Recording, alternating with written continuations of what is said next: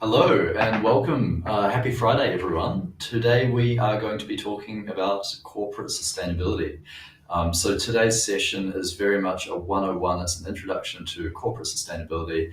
I'm your host. I'm Robin Leonard. I'm the CEO and co-founder of AFDigital. Really excited to be with you today. To introduce myself first, and can I get the slides up, please, Jet? This is a live stream, so anything could happen. Great, thank you, Jet. Jet is my handler who's going to be taking care of me today. So a bit about me before I start. Aside from being a CEO of a company, in my more personal life, I plan to live forever. But I'm also prepping for the end of the world. And I've got this conflict. It's very much a line in between where part of me is super optimistic about the future. I actually think technology is going in a really awesome direction. And that's why I think we can actually live forever. And I'll talk about why I think that in a second, to give a bit of hope.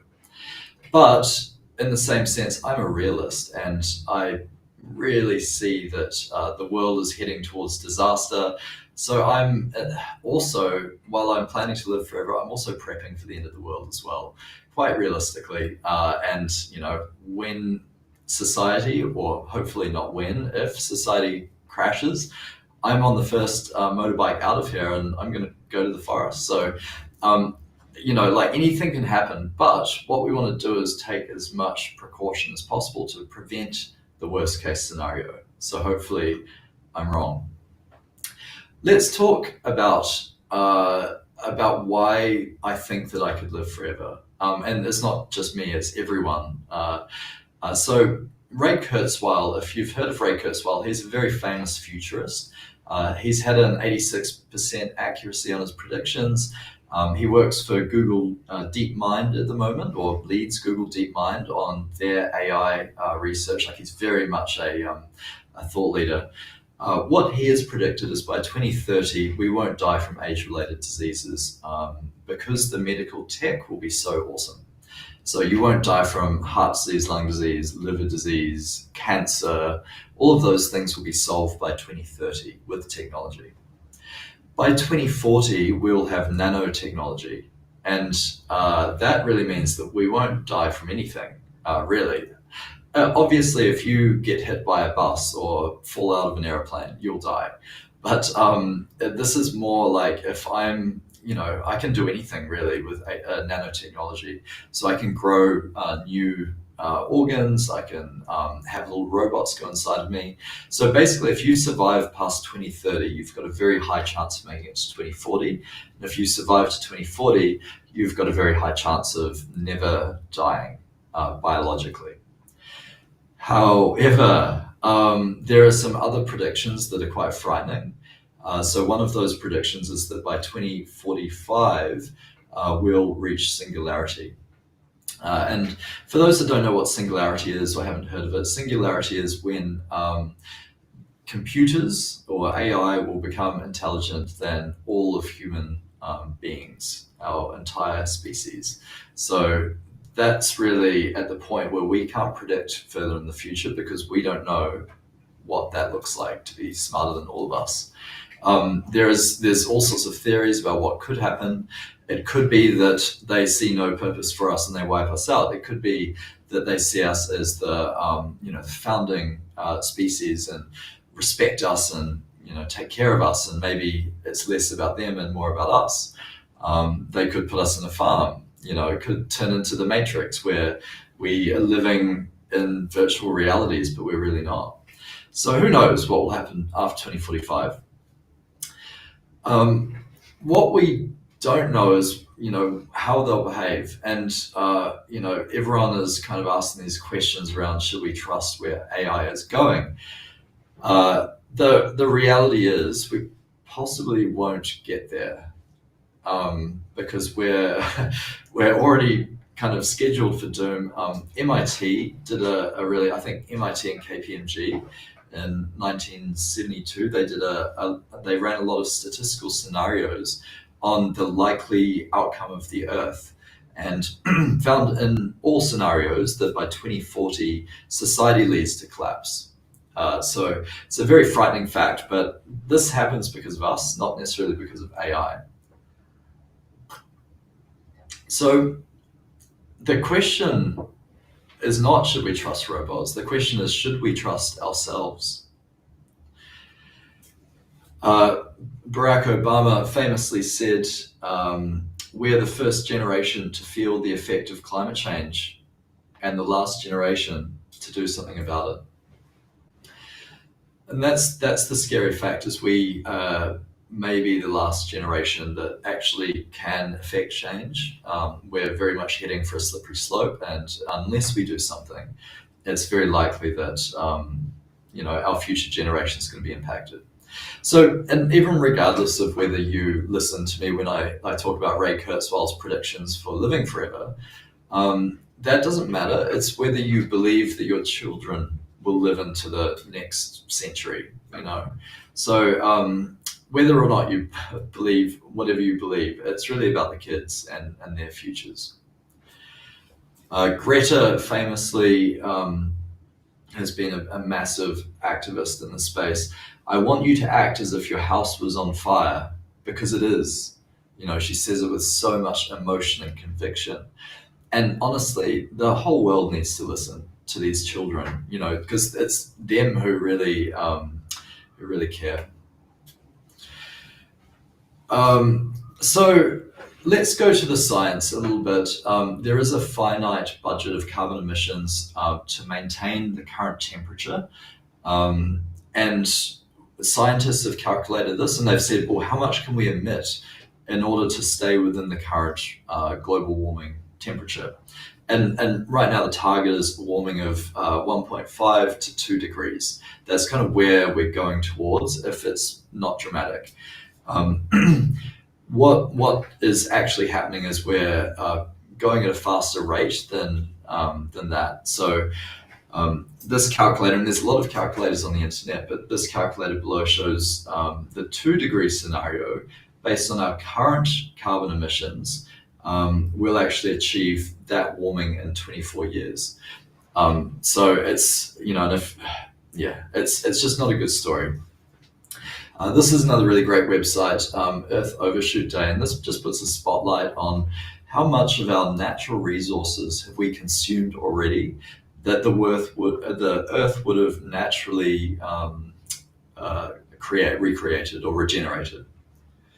So, and this is July 28th. This is just passed, and so this means that currently we're eating up stuff that the Earth hasn't got available. We're overusing the Earth at the moment. And what's the impact? Like, what happens if all of this happens? So on the left, you can see the ratio of extreme temperatures, and statistically, this is going up. You can see the trend with your own eyesight, and it's what it results in is extreme climate events. It results in bushfires and drought and cyclones, and that's all temperature-related stuff. Flooding. And this is really where it gets quite dramatic, because the impact of those events is that people can't live in their homes anymore. I recently gave this talk in Sydney, and it was, Sydney establishment was the venue. It was a really nice place. And I asked people, how many people know someone personally that has been affected by climate change, that has been displaced? And almost half the room put their hands up. And we're not in a third world country here. People are being displaced in Australia, in Lismore. People have had their 4th flood in the last 6 months or so. So we're starting to be impacted, all of us. It's not something that we can just watch in the news and ignore. This is actually a real effect that we're facing. We're fine though, totally fine. And this is how we're reacting at the moment. Everyone's like, yeah, but it's okay. What can we do, right? So let's look into the people affected, and it's good to just think about the people. You've got boomers, and she generally trusts brands and governments to do the right thing. This is Jane. She's a homeowner, investor, grandparent. Hasn't been climate impacted yet. Probably doesn't really, know that much about it. She's retired, works in a garden.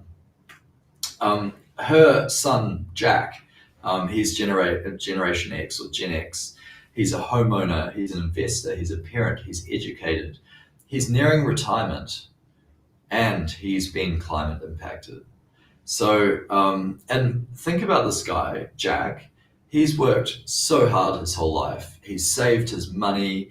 He's provided for his family. He's done all the right things. He's been a good man.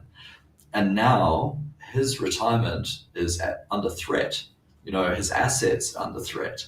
His ability to travel is under threat. His ability to pass on his assets to his future generation. This is dramatic for Jack. So Jane, maybe not so much. Jack is like, ooh, I thought it was going so well all my life and I got here. And then Sarah. So Sarah's Jack's eldest daughter. Sarah's also a homeowner, an investor, a parent. She's educated. She's at the prime of her life, and she's also been climate impacted. So Sarah's like, oh man, I thought I was smashing it. I can't travel. My house that I just bought, my first house, is ruined. I'm waiting for insurance to pay for it again. So, all of these things are really quite dramatic for her. Let's go down one more level, and it's Kyle. Kyle is the eldest son of Sarah. Kyle is someone you may or may not be familiar with. He's Gen Z. He's a gamer, he's a coder, he's a crypto investor, he's a climate activist, hopefully not a hacktivist. He's a degenerate, if you know what that means. It's a good thing. It's Web3 related. He's also a creator as well. So think about Kyle and what's going on in his mind. Note that he's a climate activist. Sarah's not a climate activist. She is, she's got a proper job and she's got responsibilities and she doesn't get out on the streets and protest. Neither does Jack, and certainly not Jane. Kyle, however, he feels very strongly that his future has been taken from him without his ability to influence that. He didn't get the choice to enter this world into such a shit situation. So he's upset, as you would be. So what's he going to do? He's only going to support brands that do the right thing. He's going to be the most aware of what brands and organizations are doing. And this is the important part. This is the most important part, is actually Kyle is driving the change. He's driving the change for his mum. He's driving the change for his granddad. And he's trying with his old boomer nanny. So what do brands need to do the right thing? And this is a really great question to ask yourself and your companies. Like, what does that look like? Like, what does Kyle expect us to do? We can't change anything. So what has transpired is the United Nations came together, I think it was 1995, I think the Paris Climate Agreement, maybe, and they agreed on 17 Sustainable Development Goals, or SDGs, as they're commonly referred to. The 17 SDGs are things like no poverty, zero hunger, good health and well-being, quality education, etc. It's really comprehensive. It's not about climate change, but many of them are related to climate change. This is about a sustainable world for us to live in, where all of us, we enjoy the benefits of the earth and live happy, healthy, normal lives. All of us. It doesn't mean only in Sydney, but not in poorer areas in the world. It means everywhere, all of us. So this is really important to understand, because this is the framework for which all companies around the world are starting to act, and all countries as well. These have been agreed. They have been there for a long time. You may never have heard of them until now, but moving forward, you're always going to hear about them. So burn this to your brain, SDGs, Sustainable Development Goals. The action to take as a company is to really look at these and say, which ones of these can we and should we impact? And then having a bit of a position. It's not expected that every company has a plan around every single one of those, because not all of them are within our control, but many of them we have an impact. What is some bad news, since we're on the topic of bad news, is, and we'll get to some good news, I think. Sdg Results, they've been released. So every year there's a report. It's on the website, and it basically summarizes the progress made globally against these SDGs. And on the right, some examples. So over the last 4 years, more than 4 years of progress against poverty has been erased by COVID-19. That's a global statement. That's, yeah. 24 million learners may never return to school. And those are two examples. This report, there's maybe 100, 200 of these examples of results where it's just bad news. It's terrible news. So, yeah, read the report. It's not fun. What I think we can acknowledge is that we need to actually lean into the change. It's not about just paying lip service to these goals. It's actually about creating action and having urgency around it. So what do companies do? And this is something that you'll hear a lot of, is science-based targets. And the whole idea here is that we, as I mentioned before, there's a known quantity of carbon emissions that we can release in order to maintain the current global warming levels. If we continue to release more and more and more carbon emissions, it's going to get hotter. Like, it's going to get to 3, 4, 5 degrees warming, which is the impact of that is extreme. So science-based targets, it simply means that we're going to use science, and there's a few different models depending on the approach. You're going to use science to create a plan for how your organization or government is going to get down to net zero. So, and usually it kind of goes up a little bit because you can't change overnight, and then it goes down. So, and I'll talk a bit more about this, but science-based targets is a term that everyone should be aware of. And again, burn it to your memory. You'll start hearing about it everywhere. A lot of people, and this is probably the most common question that is asked when I talk about sustainability is, well, why do I need to do it? Is there a tax or something? And right now there's not in Australia, but in many parts of the world there are. And there's generally two different types of kind of tax. There's just normal tax. So as you'd imagine, the government taxes the organization based on their emissions, and that's just carbon tax. So as you'd expect.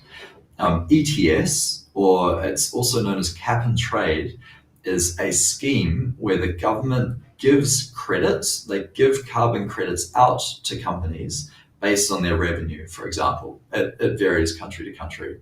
So say if I'm a big company, they'll give me 1,000 carbon credits, and maybe I'll pay for those carbon credits so I can then use those. But if I want to, I can reduce my carbon emissions and I can sell my spare carbon credits. So it actually creates a secondary market in order for these carbon credits to exist. And it is a bit funny money. It is a bit of it sounds like you're really just trading something for nothing, but it does result in the behavior of the companies reducing their carbon emissions. And it's been proven in the US as a more effective method than taxing. So there's some considerations, but whatever the case, so the government doesn't currently tax. Should we not really care until they start taxing us, or should we start doing the right thing now and start preparing for it? And that's what we should be doing, is we should start preparing for it, because it's going to come sooner or later. Like, it's ridiculous that it hasn't happened in Australia yet. So when it with this change, so let's say, okay, and on the graph on the left, you can see it has a lot of scenarios. So ideally, we keep below the 1.5, but right now, the black line, we're not on track for that. Like, we are way off track for 1.5 degrees warming. But that's what we want. We want the 1.5. Most likely, we're kind of heading towards 3, 4, maybe 5 if we don't do anything. And there's all of these actions. There's a massive cost in order for us to change course. And that's the consideration, is it requires financial investment for us to change our habits so that we stop creating so much waste and emissions. And that's approximately $9.2 trillion per year. So that's the cost. We are already spending $5.7 trillion per year. So there's already a massive investment being made, but we're about halfway there. And if we don't spend more immediately, we're definitely not going to hit any kind of target. So we're in a really dire situation. Like, I know that people, we're just going on with our lives, but unless significant change happens in our awareness right now, that's not currently happening, we are really up for doom and gloom. So this is a really important way of thinking about it, is what's your own personal carbon impact? So as a human being on this earth, what do you emit as a result of you existing? If you didn't exist. So there's a number of carbon calculators on the internet. This one is a very simple one. It takes about 5 or 10 minutes to complete. I did it very quickly. I wasn't very scientific. But after doing it, I realized that my carbon impact is 17.95 tons of CO2 equivalent, which is like crazy, because I actually don't emit much. I don't own a car. I do have a motorbike, which I don't drive very often. I walk to work every day. I live in an apartment. Like, I'm very minimal. I don't use plastic bottles. I recycle. But I still have a bigger footprint than even the average country's footprint. This shocked me. And since I did this, I've been looking for other ways of reducing my impact. So I'd encourage you to do this. But stepping back a bit, this is all carbon emission reporting is for companies. So all you do is you measure it. You just go, well, what is it? That's all it is, to simplify it. The CO2 equivalent, I'll talk about that in a second. Oh, right now. So the CO2 equivalent is the thing on the red, and the equivalent is very important to understand, because it's a normalized number. So it doesn't mean that the only emission that we actually generate that's harmful is CO2. We actually emit PFCs and N2O, and they all have different impacts. There is a kind of a normalization ratio. It's called the global warming potential. So that tells us that, say, N2O is about 25 times what CO2 is. And that multiplier gives us the CO2 equivalents. So that's really important to understand. So at the end of the day, we normalize it based on carbon. Carbon is not everything. In the actual calculation of it, there's 3 different categories. There's scope 1, scope 2, and scope 3. So these are important to understand. Scope 1 and scope 2 is generally what most companies have reported on. Certainly if you're a publicly listed company, it's an expectation that you're responsibly reporting on these things to your shareholders. So scope 1 is my direct emissions, my office, my company cars.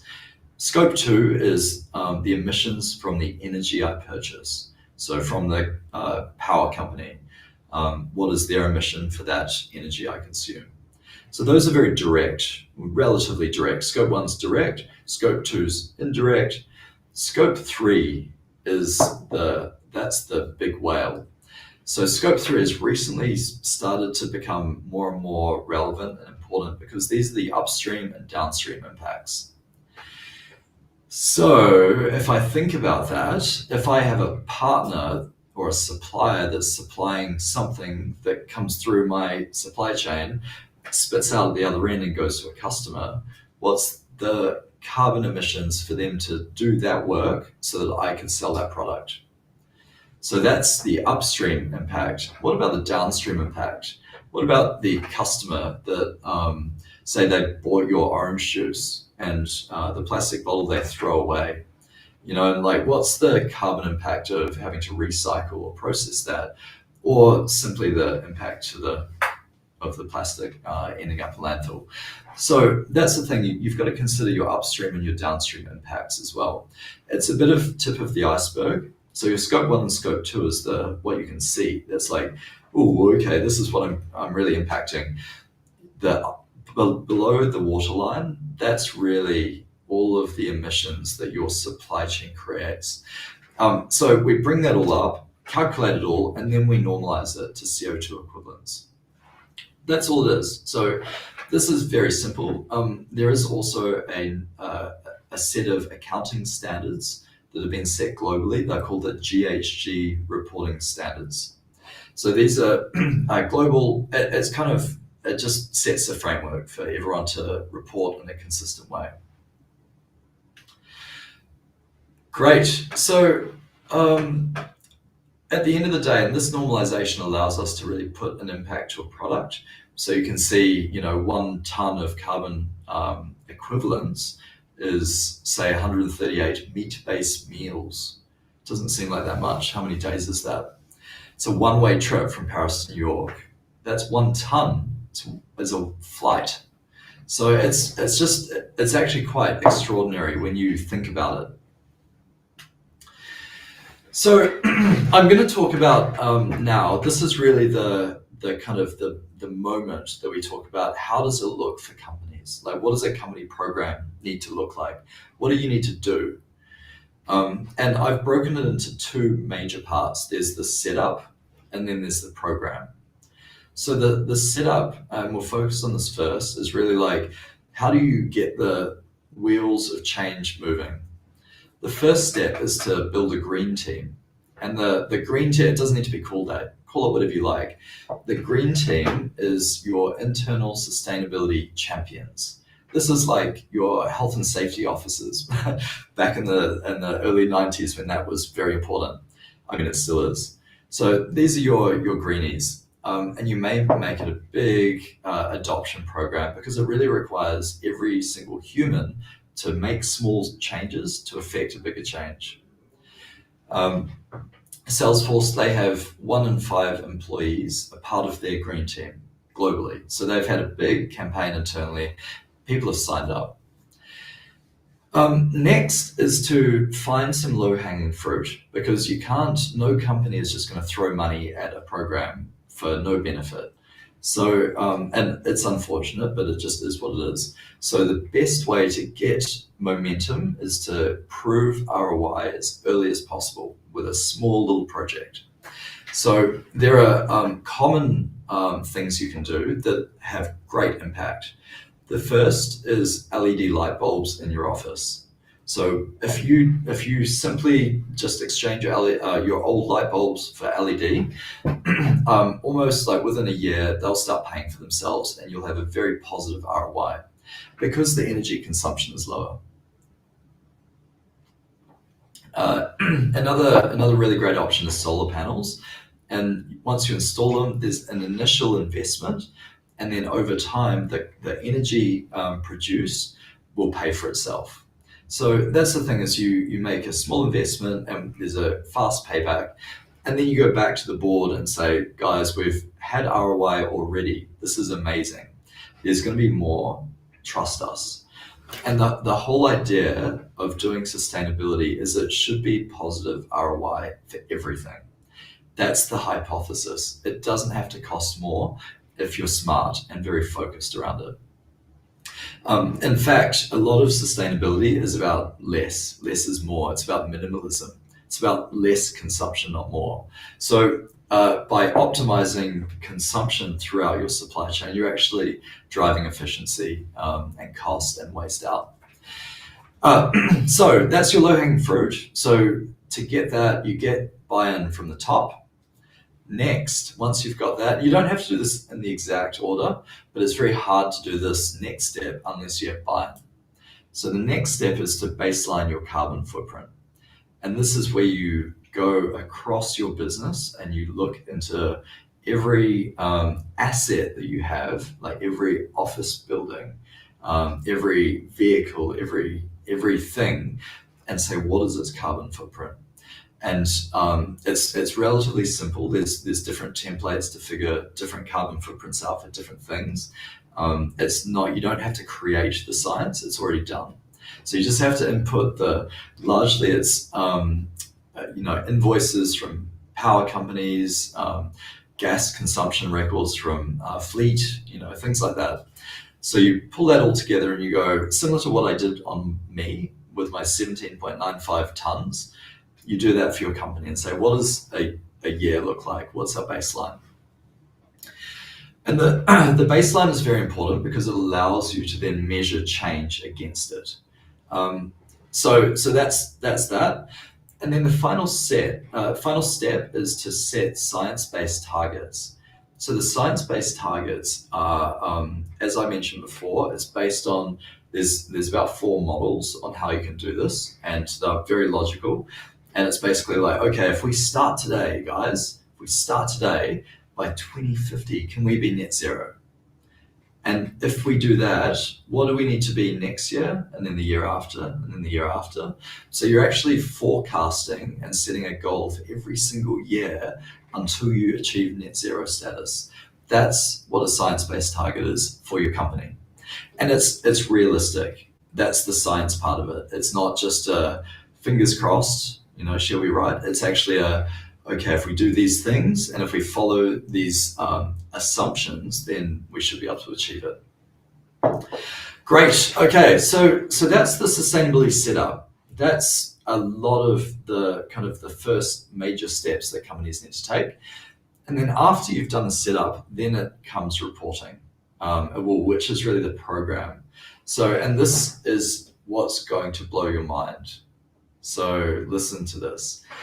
So, and a lot of people haven't seen this yet. Like, this is new. So you've got your sustainability, your carbon footprint reporting, right? So I've set up my baseline footprint.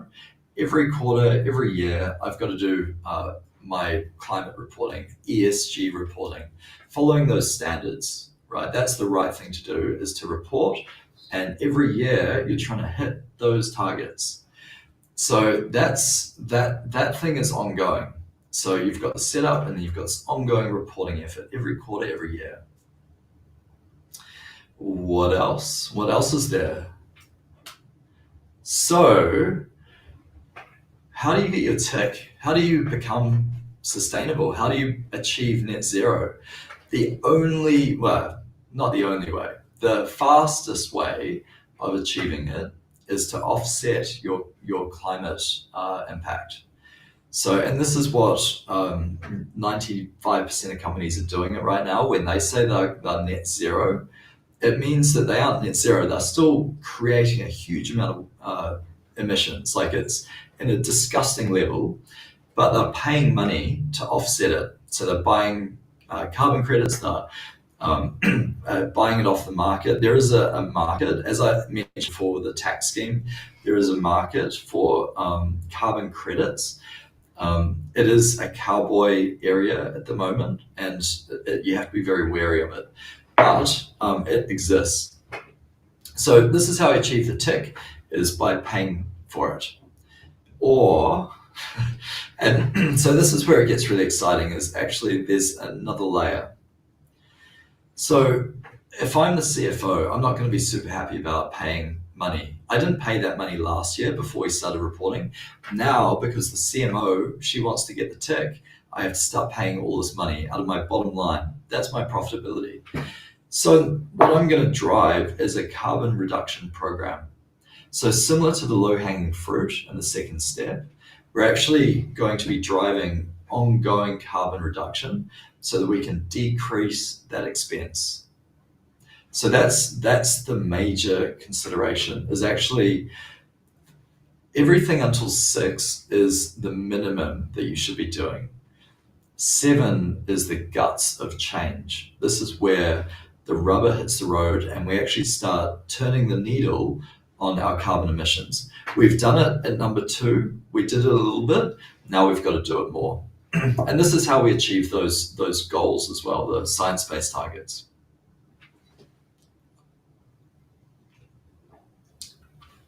So most companies now have hired or are hiring a head of sustainability or head of ESG. ESG stands for Environment, Sustainability, Governance, I think. But it's a newish role, and it basically is they're responsible for the program, for the whole shebang. And there's a lot in it, and it's a really amazing career path for anyone that's interested in it. Think about what they have to do: strategy, people change, training. They've got to set those science-based targets. They've got to understand. They've got to also manage the reporting, the auditing of the reports, the offsetting programs, the reduction programs, very different. And the offsetting, there's probably multiple offsetting suppliers. Stakeholder comms, PR, because it's also a marketing thing. Reputation monitoring. What if our CIO gets caught doing something bad?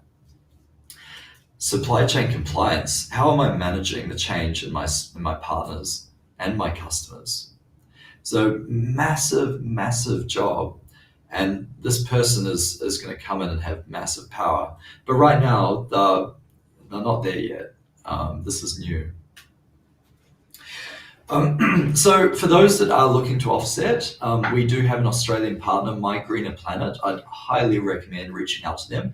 They have a very unique kind of carbon offsetting program where you can actually invest in a solar farm as an organization for a lifespan of 35 years, and the carbon credits it produces will go to you every year. So it's like a renewable carbon credit source.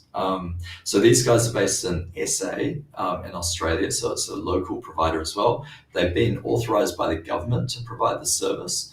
And I was actually introduced to them by a government partnership. So highly recommend reaching out to them. Please tell them that you heard about them from this webinar.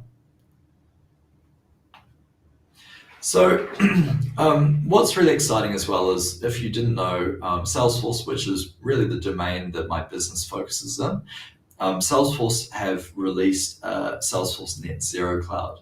This has been out for quite a while. It was called Sustainability Cloud before. It's been re-released as a version 2, and it's really amazing. Basically what it does is automates that reporting and audit process, including science-based targets, baselining. So it really acts as a reporting tool for your carbon emission reporting. You either manually input the data, you can spit in like invoices and it will read them. You can import sheets, or you can integrate via API and get the power of all of Salesforce kind of tools. That all goes into Net Zero Cloud. It allows you to drive business process around it. So you can trigger alarms, you can set actions to different teams. You can just collaborate around the audit process. It has dashboards to visualize what's going on that's available to every Salesforce user if you want it to be. And it also follows the formal Sdg reporting standards that are required. So this is a really great add-on feature for all Salesforce customers, but even if you're not a Salesforce customer, you can still use this as a standalone kind of net zero reporting suite.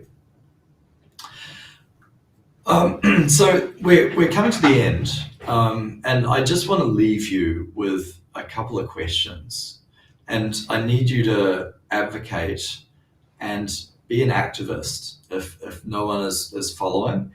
What is your organization doing to address sustainability? What is your organization doing to address sustainability? That's the question you need to ask internally. And I'm proud that my employees are asking me this question as well. And finally, what are you personally doing to address sustainability? How are you looking at your own carbon equivalent footprint, your 17.95 tons? I promise you, yours is going to be worse than mine. Well, I hope not. But yeah, so just have a look into what you're doing. What are you buying?